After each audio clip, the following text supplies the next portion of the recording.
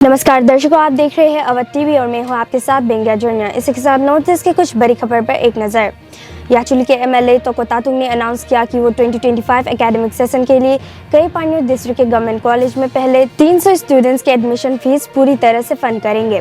वो 2024 के बाकी सेशन के लिए मेस फीस का 50% भी स्पॉन्सर करेंगे और 2025 में सारे स्टूडेंट्स के लिए ये बेनिफिट देंगे। तातुंग ने टीचर्स के लिए रिक्रिएशनल रूम बनाने, हॉस्टल सुविधा इंप्रूव करने और नए स्टूडेंट सोसाइटीज जैसे वाइल्ड लाइफ सोसाइटी और आर्ट एंड ड्रामा ग्रुप्स बनाने की योजना भी बनाई है।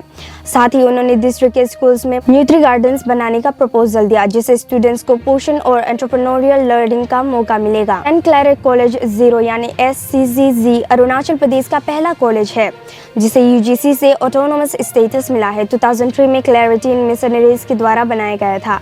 ये कॉलेज जीरो वैली के खूबसूरत इलाके में स्थित है और ट्राइबल यूथ के लिए ट्रेडिशनल और इनोवेटिव एजुकेशन का मिक्स प्रोवाइड करता है। कॉलेज जो राजीव गांधी यूनिवर्सिटी ईटानगर से एफिलेटेड है और UGC से रिकॉग्नाइज है, वैल्यू बेस्ड एजुकेशन देने की कोशिश करता है। इसका विजन है नॉर्थ ईस्ट इंडिया में एक लीडिंग इंस्टीट्यूशन बनना।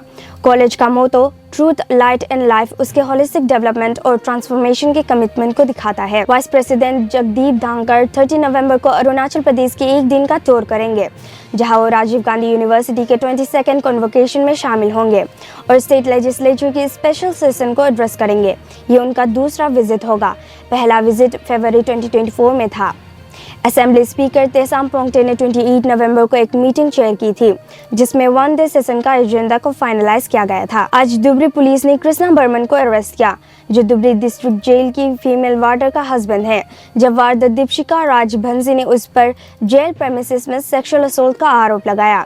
इस केस में केडी और जेल सुपरिंटेंडेंट का भी जिक्र है। पुलिस अब इस मामले की जांच कर रही है ताकि विक्टिम को इंसाफ मिल सके। Committee on tribal unity Sadar Hills Kangpokpi district ने 30 नवंबर को सुबह 4 से लेकर शाम के 4 तक 12 घंटे का टोटल शटडाउन अनाउंस किया है, जो कि लेमाकोंग आर्मी कंटेनमेंट से MES एम्प्लॉई लेशाराम कमाल बाबू की किडनैपिंग के बाद किया गया है। कमेटी ने इस घटना की सख्त निंदा की और रेस्क्यू एफर्ट्स का पूरा सपोर्ट दिया है। कमेटी ने हिल रेसिडेंट्स की सिक्योरिटी को लेकर कंसर्न्स भी उठाए हैं। मिलिटेंट से उन्हें लगातार खतरा है।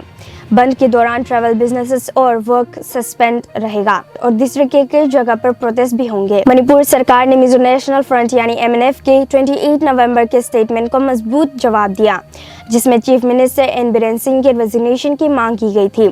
सरकार ने MNF को एंटी नेशनल कहा और उन पर बॉर्डर सिक्योरिटी और इलीगल इमिग्रेशन को लेकर सरकारी एफर्ट्स का विरोध करने का आरोप लगाया। मणिपुर सरकार ने कहा कि क्राइसिस म्यांमार से आने वाले इलीगल इमिग्रेंट्स की वजह से है, जिनका पॉपी कल्टीवेशन से संबंधित economy chief minister N Biren Singh की वार ऑन ड्रग्स कारण प्रभावित हुई। सरकार ने रिलीजियस पॉलिसी का भी इनकार किया और MNF पर झूठ फैलाने का आरोप लगाया। कुकी डोमिनेटेड एरियाज में गांव की बढ़ती हुई संख्या को लेकर भी सवाल उठाया गया। Prabhashankar Shukla, vice chancellor of Meghalaya north eastern hill university यानी नेहू ने सेंट्रल गवर्नमेंट से सिक्योरिटी मांगी है अपने कैंपस में वापस आने के लिए 2 दिसंबर को, क्योंकि उन्हें अपनी सुरक्षा को लेकर चिंता है। नेहरू स्टूडेंट्स यूनियन और टीचर्स एसोसिएशन के प्रोटेस्ट बढ़ गए हैं, जिसमें हंगर स्ट्राइक और सिट इन शामिल है। शुक्ला ने बताया कि प्रोटेस्ट के दौरान एकेडमिक काउंसिल मीटिंग में दखल दिया गया, एडमिनिस्ट्रेटिव ऑफिस को लॉक किया गया और ऑफिशियल्स को धमकी दी गई।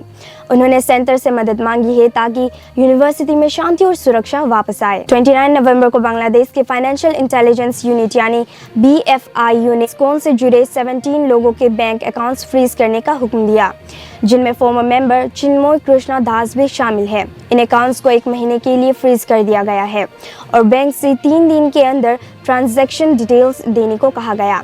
दास, जो 25 नवंबर को ढाका में सेडिशन केस में अरेस्ट हुए थे, उनको बेल डिनाई कर दिया गया है और जेल भेज दिया गया है।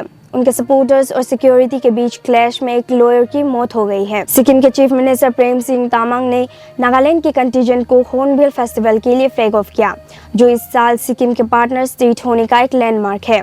उन्होंने स्टेट्स के बीच कल्चरल यूनिटी को हाईलाइट किया। कंटीजेंट में SHGs, bikers, car rally participants, media और ऑफिशियल शामिल है। तामांग ने सिक्किम के कल्चर और वेलफेयर को प्रमोट करने में इम्पोर्टेंट रोल अदा किया है। सिक्किम गवर्नमेंट ने अपने साल की आखिरी एक्सपीडिशन शुरू की है, जो रीजन के हाई एल्टीट्यूड ग्लेशियर्स लेक्स को असेस करने के लिए है। एक्सपीडिशन का फोकस ग्लेशियर लेक्स जैसे साको चो और दोलमा सांपा के फ्लड मिटिगेशन स्ट्रेटजीज पर है। इसमें lake discharge studies, geophysical service और फ्लड लेवल मेजरमेंट्स 27 नवंबर से लेकर 5 दिसंबर तक किया जाएगा। पिछले एक्सपीडिशंस में और हाई रिस्क लेक्स को असेस किया गया था और शाको छो और साउथ लोनाक लेक पर मॉनिटरिंग स्टेशंस भी लगाए गए हैं। टीम को हाई एल्टीट्यूड और ठंडी टेम्परेचर्स का सामना करना पड़ेगा। और दर्शकों, ऐसे ही जानकारी जानने के लिए बने रहिए अवध टीवी पर। तब तक के लिए मुझे इजाजत दीजिए। धन्यवाद।